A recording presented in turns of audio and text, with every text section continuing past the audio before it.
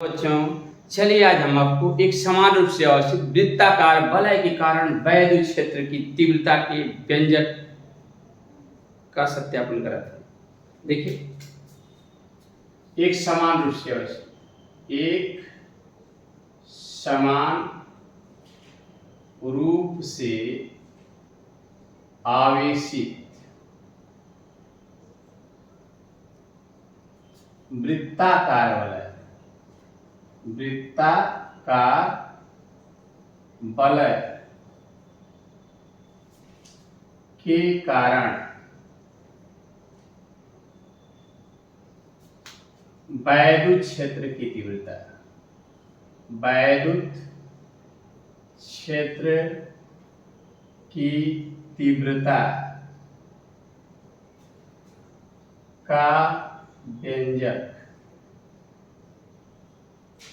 एक समान रूप से अवस्थित वृत्ताकार वलय के कारण वैद्युत क्षेत्र की तीव्रता का हम व्यंजक आपको प्रूफ कराने जा रहे हैं।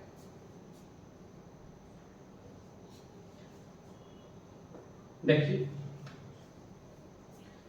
करा मान लीजिए एक वृत्ताकार वलय है, ये वृत्ताकार वलय, ये वृत्ताकार वलय है जिसका केंद्र O है, जिसका केंद्र O है। देख लीजिए, मान लीजिए वृत्ताकार वलय है जिसका केंद्र O है, त्रिज्या A है, त्रिज्या A है। देखिए कि के परावर्तन वाले माध्यम में रखा है तो लिख लें, माना एक वृत्ताकार वलय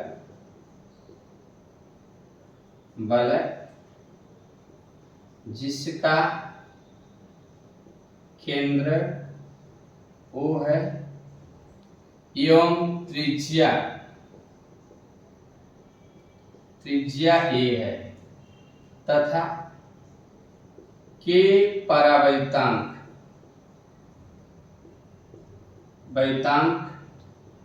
वाले माध्यम में रखा है, माध्यम में रखा है। देखिए, मान लीजिए कि वृत्ताकार वलय है जिसका केंद्र O है, त्रिज्या है, के परावर्तांक वाले माध्यम में रखा है। अगर इस पर प्लस Q आवेश, इस पर प्लस Q आवेश एक समान रूप से वितरित है, इस पर प्लस Q आवेश एक समान रूप से वितरित है, प्लस Q आवेश एक समान रूप से वितरित है, जिसका एक छोटा भाग लेते हैं AB, छोटा भाग जिस पर आवेश क्या है delta Q, delta Q।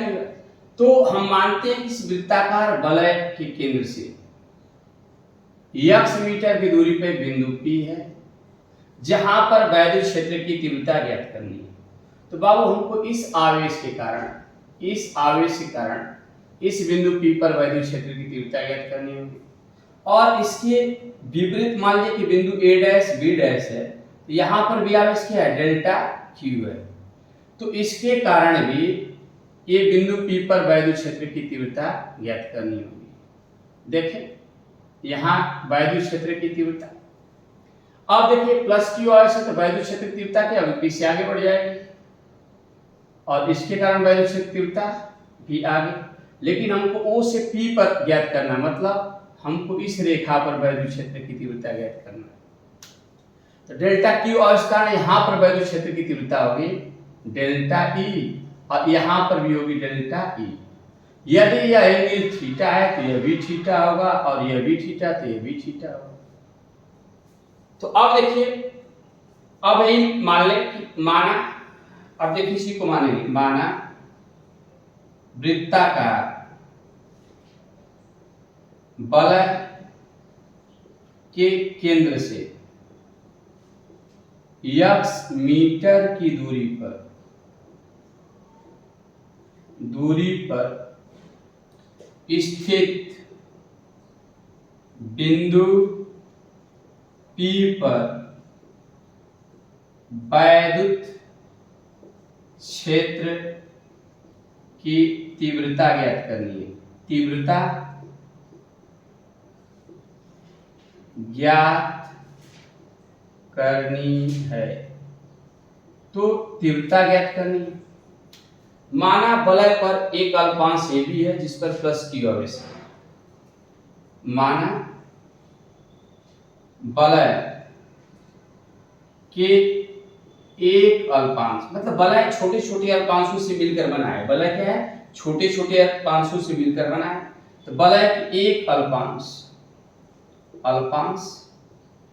A B पर आवेश डेल्टा क्यू है। तो करे आवेश डेल्टा क्यू से बिंदु P की दूरी r मीटर है। r मीटर है। देख लीजिए, हम ये मान ली कि माना एक वृत्ताकार वलय जिसका केंद्र O है, त्रिज्या a है, ये k परावर्तिताओं का माध्यम रखा है। माना वृत्ताकार वलय के केंद्र से x मीटर दूरी पर कोई बिंदु P है जहां पर वैद्युत क्षेत्र की तीव्रता ज्ञात करनी है। माना वलय की एक अल्पांश AB पर आवेश डेल्टा Q है। तो आवेश डेल्टा Q से आवेश डेल्टा Q से बिंदु P की दूरी r मीटर है। ये r है। तो इस समकोण त्रिभुज में r किसके बराबर होगा बाबू? r बराबर करड़ी में a square plus ax square के बराबर होगा। तो अब देखेंगे, और इसके व्यास के प्रति दूसरा अल्पांश ले लेंगे तो इसके कारण भी ये भी दूरी क्या होगी? r होगी। ये भी करड़ी में a स्क्वायर धन ax स्क्वायर हो जाएगा। तो देखिए, इस डेल्टा Q के कारण P पर वैद्युत क्षेत्र की तीव्रता, डेल्टा Q आवेश के कारण बिंदु P पर वैद्युत क्षेत्र की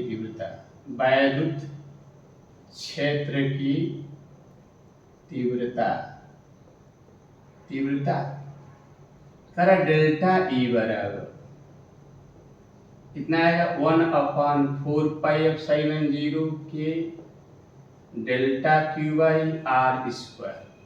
delta Q by r square.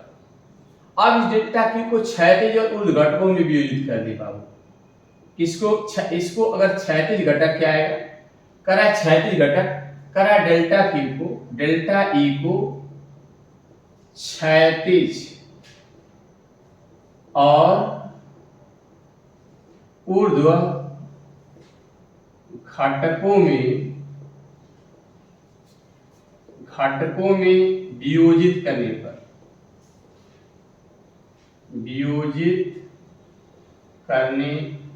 अब देखिए, इसको डेल्टा E को क्षैतिज और घटक में वियोजित करेंगे। इसका क्षैतिज घटक क्या आएगा? Delta E cos theta. ऊर्ध्व घटक क्या आएगा? Delta E sin theta. इसका क्षैतिज घटक डेल्टा E cos थीटा, इसका डेल्टा E sin थीटा। तो कारण ऊर्ध्व घटक बराबर और विपरीत दिशा में है, इसलिए वो कैंसिल हो जाएंगे। ऊर्ध्व घटक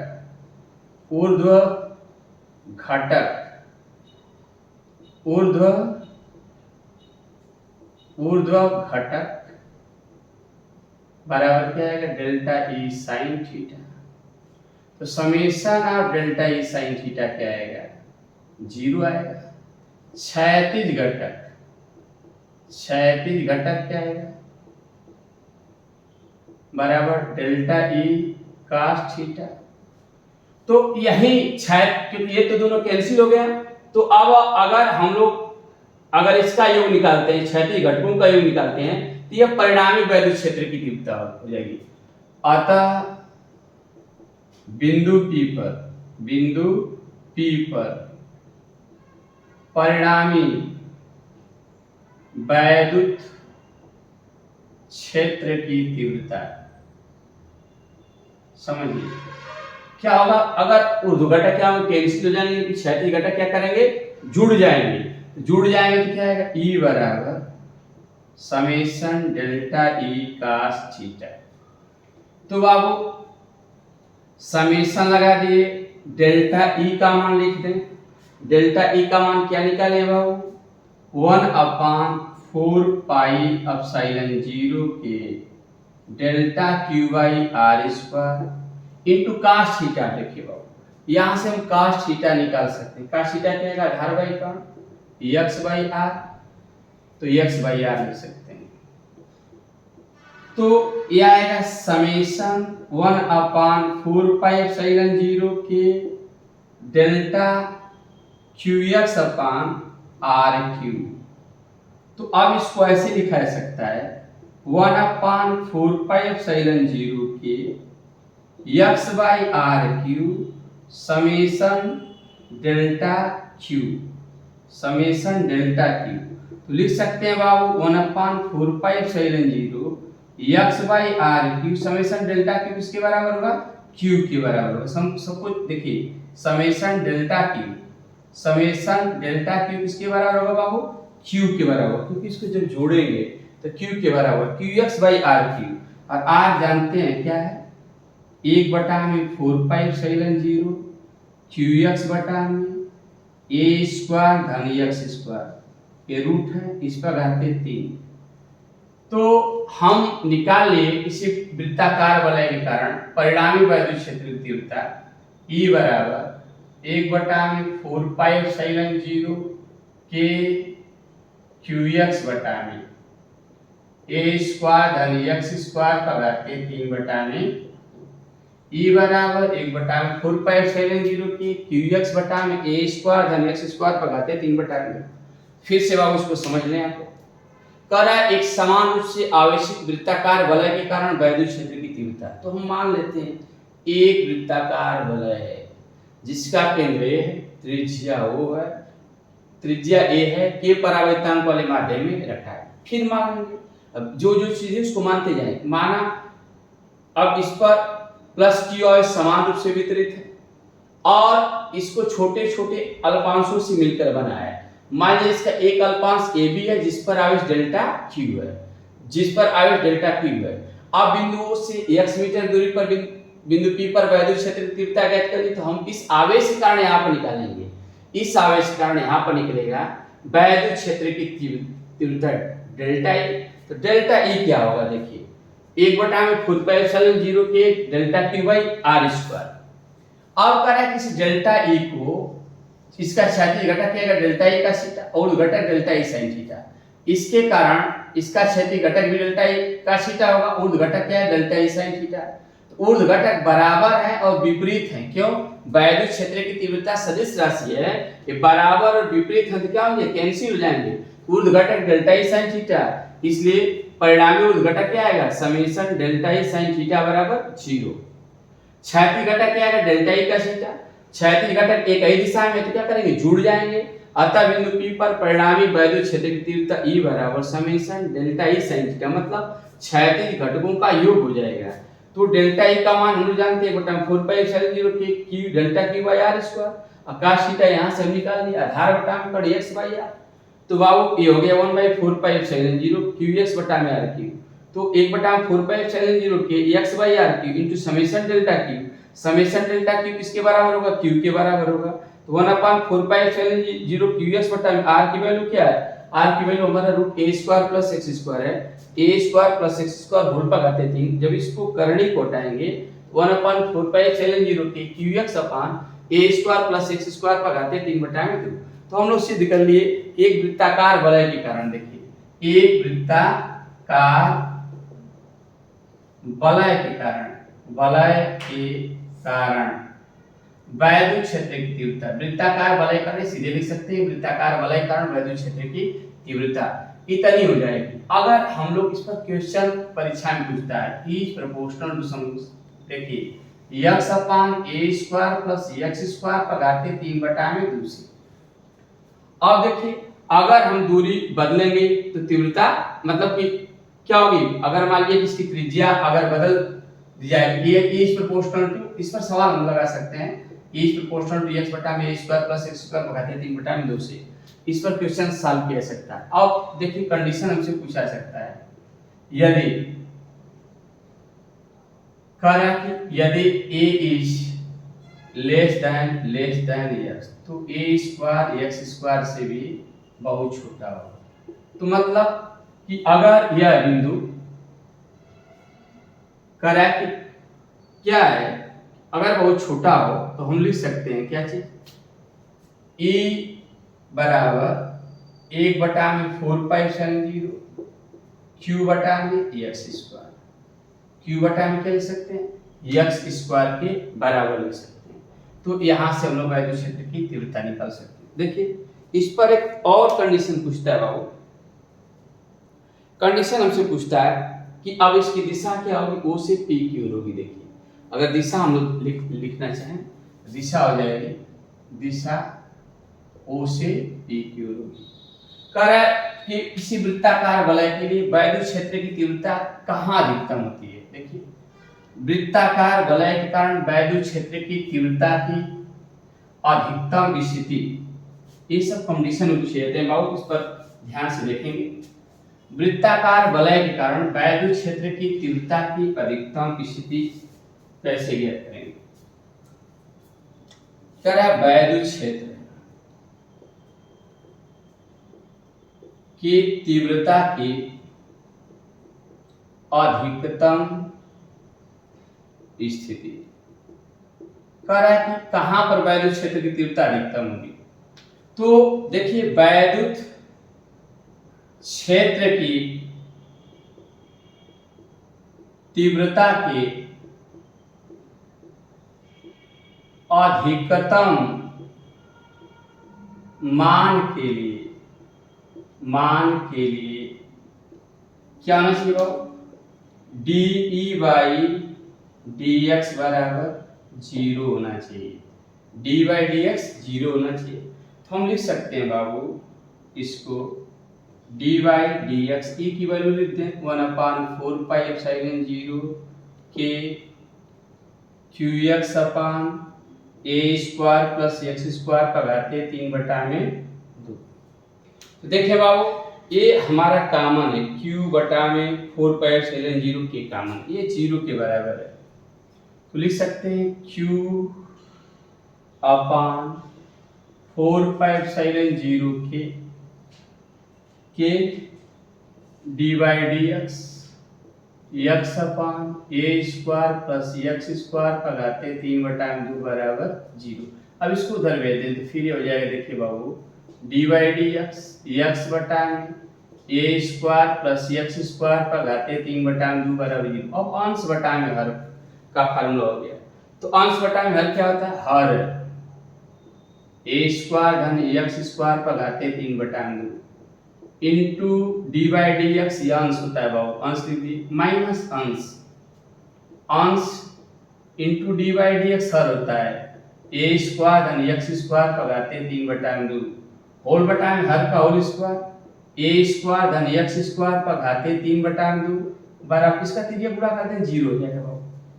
तो ये तो उधर चला जाएगा तुरंत। अब देखिए बाबू a square plus x square का घातीय 3/2, x का अवकलन 1 हो गया, x हो गया बाबू, 3/2 आगे आ जाएगा, 3/2 लिख दिए, a square plus x square एक घटाएंगे तो क्या आएगा 1/2।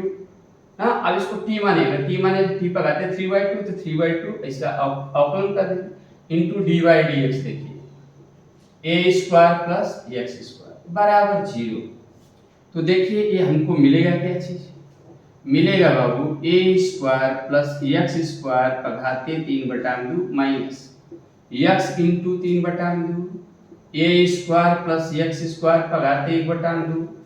अब बताइए बाबू a स्क्वायर का अवकलन 0 और x स्क्वायर क्या आएगा 2x बराबर 0, इस 2 से 2 कट जाएगा बाबू।